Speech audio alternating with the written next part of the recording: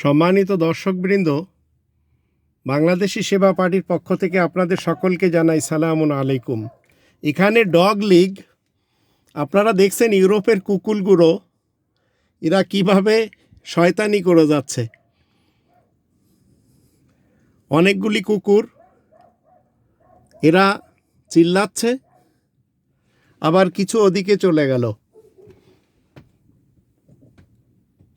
দেখতেই পাচ্ছেন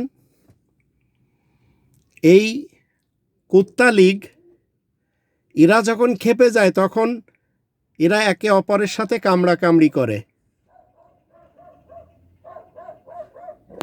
দেখতেই পাচ্ছেন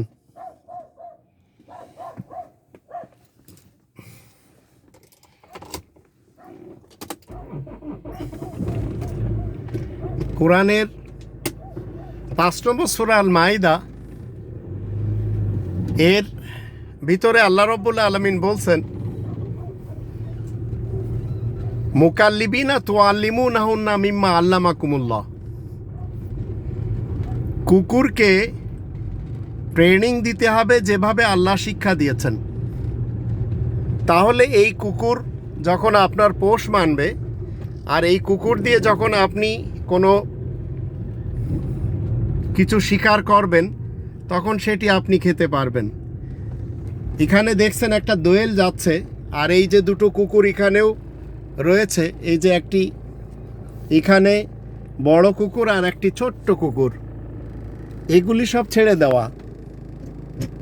এগুলি সরকারি কি বলে তহবিল থেকে এদেরকে খাদ্য খাবার দেওয়া হয়, তাই এরা খায়। কিন্তু এরা দেখা গেল অনেকগুলি একসাথে যখন হয়, এই কুত্তা লীগ একসাথে হলে এরা একে অপরকে কামড়াকামড়ি করে। আবার আমি এমন গ্রামের মাঝখান দিয়ে যাচ্ছি যেখানে আপনারা দেখতে পাচ্ছেন লেবু গাছ একটি আমার সামনে, কত বড় বড় লেবু রয়েছে, কেউ খায় না। দেখতেই পাচ্ছেন এই এলাকা এত সভ্যদের যে এই এলাকা থেকে একজন এই দেশের প্রধানমন্ত্রী ছিলেন। এই এলাকার নাম হচ্ছে আগিওস থেওদোরি। এই এলাকার মানুষ অনেক ভদ্র, অনেক সচেতন, এবং এরা মানুষকে অনেক উপকার করে। সেই পুরাতন যুগের বাড়িঘর এরা এখনো পরিবর্তন করেনি, যদিও এদের কাছে অনেক টাকা পয়সা রয়েছে। কিন্তু এরা এইভাবেই মানে সেই পুরাতন যুগের ইতিহাসকে এরা টিকিয়ে রেখেছে এবং সেইভাবে এরা বসবাস করে যাচ্ছে। এই রোডটি একসময় অনেক দামি রাস্তা ছিল, এখান থেকেই সবাই চলাফেরা করত, কিন্তু এখন ইন্টারন্যাশনাল রাস্তা উপরে হয়ে গেছে বিধায় এই রোডে এখন লোকজন চলাচল খুব কম করে।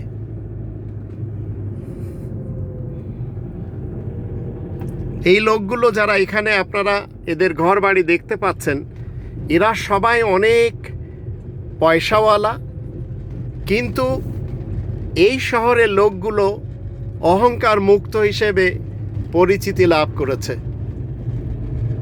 প্রত্যেকটা মানুষের ঘরের সামনে আপনারা দেখতে পাচ্ছেন ফল রয়েছে, ফুল রয়েছে।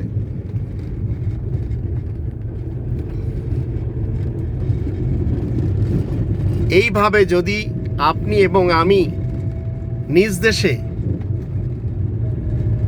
সাজাতে পারি, নিজ দেশকে সাজাতে পারি, তাহলে অবশ্যই কত না আনন্দ আমরা করতে পারি। কিন্তু আমাদের দেশ এমনভাবে ঘৃণার সাথে সাজানো হয়েছে, হিংসার সাথে সাজানো হয়েছে, পরনিন্দার সাথে সাজানো হয়েছে, যে একদিকে গুন্ডা মৌলবী সমাজ যারা রয়েছে তারা তাদের অপছন্দের লোকদেরকে কাফের বলে যাচ্ছে, আর যারা দুর্নীতিবাজ পলিটিশিয়ান রয়েছে তারা তাদের বিপক্ষের লোকদেরকে ঘায়েল করে যাচ্ছে। এইভাবে 5 দশকের বাংলাদেশের ইতিহাস আমরা দেখতে পাচ্ছি। মূলত ইসলাম আমাদেরকে শিক্ষা দেয় আমরা যেন সবসময় রবের বিধান মেনে রবের কিংডমে চলাফেরা করতে পারি। যদিও আমরা সেটা করি না এবং করার জন্য আমরা নিজেদেরকে তৈরি করতে পারিনি, যার কারণে আমরা সদা সত্য কথা বলিও তার উপরে আমরা আমল করতে পারি না। অথচ আল্লাহ বলছেন সব সময় তোমরা সত্য কথা বলো। এখানে আমি একটি গাছের সামনে দাঁড়াবো, তাহলে দেখতে পাবেন কত খেজুর সেই গাছটিতে রয়েছে, কিন্তু কেউ খায় না।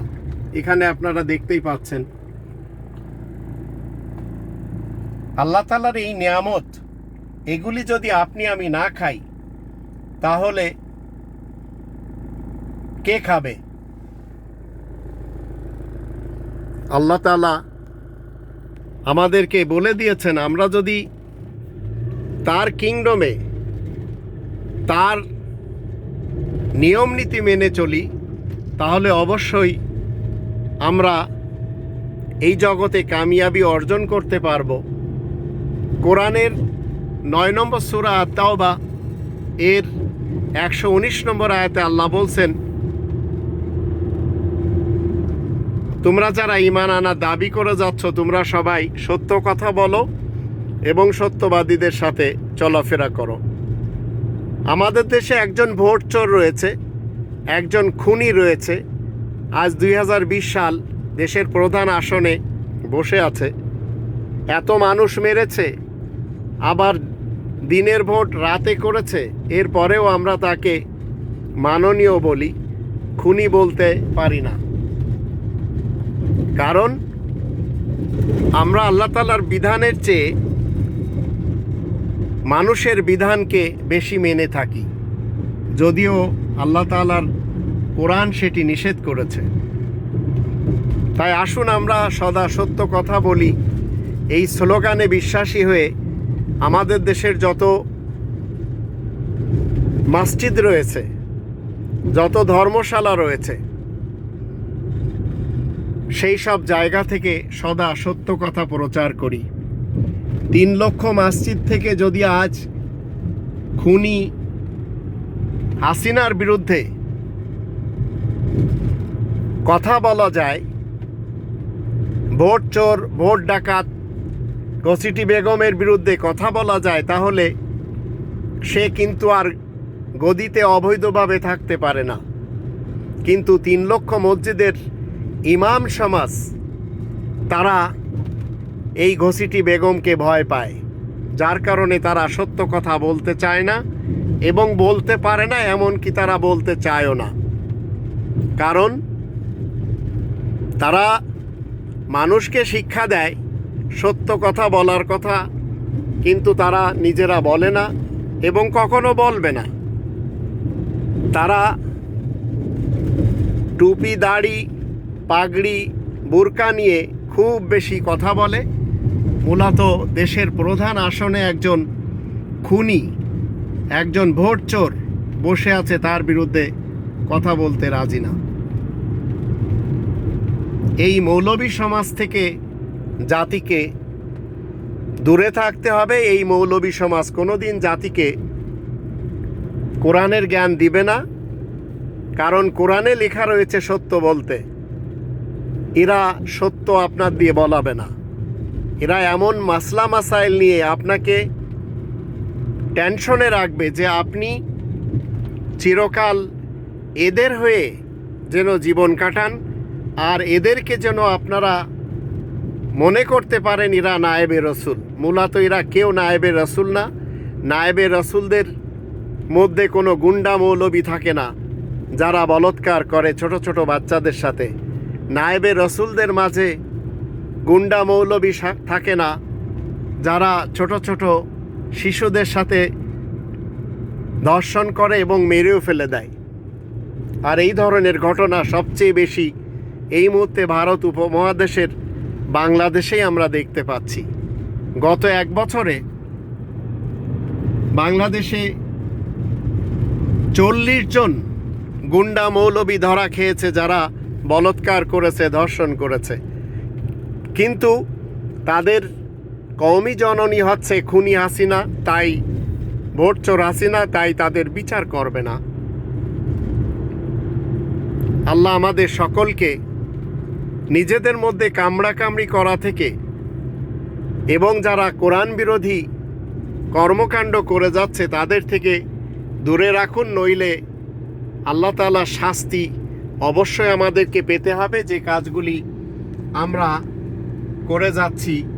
আর যে সত্য কথা আমরা বলতে পারছি না, মিথ্যা বলতে বলতে আজ আমরা মিথ্যেবাদী জাতিতে পরিণত হয়ে গেছি। বিএনপি আওয়ামী লীগকে হিংসা করছে, আওয়ামী লীগ জামাত শিবিরকে হিংসা করছে, জাতীয় পার্টি বিএনপিকে হিংসা করছে। এইভাবে চলছে বাংলাদেশ। আর এইভাবে চলতে থাকতে একদিন এই দেশ আফগানিস্তান হয়ে যাবে, তাতে কোনো সন্দেহ নেই। আর গুন্ডা মৌলবীরা রয়েছে একে অপরের সাথে কামড়াকামড়ি করার তালে, একে অপরকে কাফের মুরতাদ ফতোয়া দেওয়ার তালে, আর নিজেদের বেলায় তারা বলে যাচ্ছে তারা জান্নাতি আর বাকিরা সবাই জাহান্নামী। আর এই স্লোগানে বিশ্বাসী আমরা দেখতে পাচ্ছি চরমোনাই, আটরশি, মাইজ ভান্ডার, দেওয়ানবাগ, কুতুববাগ, এরা সবাই এই সব করে যাচ্ছে। আর জাতিকে বিভেদ নীতিতে বেটে তারা ঠিক তাদের 2 পয়সা ইনকাম করে যাচ্ছে। আর গরিব জাতি জান্নাতের লোভে এই সব মৌলবীদের পিছনে তারা চলে গেছে, সেখান থেকে আর বেরোতে পারছে না। মূলত আমাদের সকলকে বেরিয়ে আসতে হবে এই মৌলবাদ, এই গুন্ডাতন্ত্র থেকে, নইলে এমন একটি দিন আসছে যেদিন আমরা রবের কিংডমে ধরা খাবো। আর আল্লাহ তাআলার সামনে আমাদেরকে বলতে হবে যে আমরা কোরআন বাদ দিয়ে এই মৌলবী সমাজের পিছনে চলেছিলাম, তাই তারা আমাদেরকে পথভ্রষ্ট করে রেখেছিল। আসুন আমরা সবাই এই গুন্ডা মৌলবীদেরকে ত্যাগ করি এবং রবের বিধান মেনে নিজেরা জীবন কাটাই, আর কোরআনকে একটু খোলার চেষ্টা করি। কোরআন আমাদের সকল সমস্যার সমাধান দিবে, কোনো গুন্ডা মৌলবীরা আমাদের সমস্যার সমাধান দিবে না। কোরআন যতক্ষণ আপনি আমি মাতৃভাষায় না পড়ব, ততক্ষণ আমাদের সমস্যার সমাধান আমরা নিতে পারবো না। আর যখন আমরা নিজেরা কোরআন পড়ে নিজেদের সমস্যা যা রয়েছে সেগুলির সমাধান না নিব, ততক্ষণ এই গুন্ডা মৌলবীদের পিছনে থেকে তাদের তরফদারি করতে হবে। আর সেগুলি করলে আমাদের পরকাল শেষ হয়ে যাবে। আল্লাহ আমাদের সবারই সহায় হন। আমরা যেন 19 নম্বর সূরা মারিয়ামের 97-98 আয়াত দুটির দৃষ্টিতে মাতৃভাষায় কোরআন পড়ে আমরা আমাদের নিজেদের জীবনকে পরিচালনা করতে পারি এবং রবের কিংডমে যত গুন্ডা মৌলবী রয়েছে এদের থেকে দূরে থাকতে পারি। কারণ আল্লাহ নিজেই বলেছেন কোরআন মাতৃভাষায় সহজ করে দিয়েছেন। মাতৃভাষায় আপনি যখন কোরআন পড়বেন আল্লাহ বলছেন সহজ, গুন্ডা মৌলবীরা বলছে কোরআন খুব কঠিন, এগুলি তোমরা বুঝতে পারবে না, তাই আমাদের পিছনে এসো। আল্লাহ তাআলার কথা যদি আপনি আমি প্রাধান্য দিতে পারি, তাহলে অবশ্যই আপনার আমার জীবনে গুন্ডা মৌলবী অন্তত লাগবে না। তাই আসুন আমরা সবাই মিলে রব্বানিতন্ত্র কায়েম করার লক্ষ্যে কাজ করি। একটি দেশে যখন রব্বানিতন্ত্র কায়েম থাকে তখন সেখানে কেউ গুন্ডাগিরি করতে পারে না, হোক সে পলিটিশিয়ান, হোক সে মৌলবাদ। এটি আমাদের মেনে চলতে হবে। তাই আসুন আমরা সবাই মিলে রব্বানিতন্ত্র কায়েম করার লক্ষ্যে কাজ করি। আল্লাহ আমাদের সবারই সহায় হন।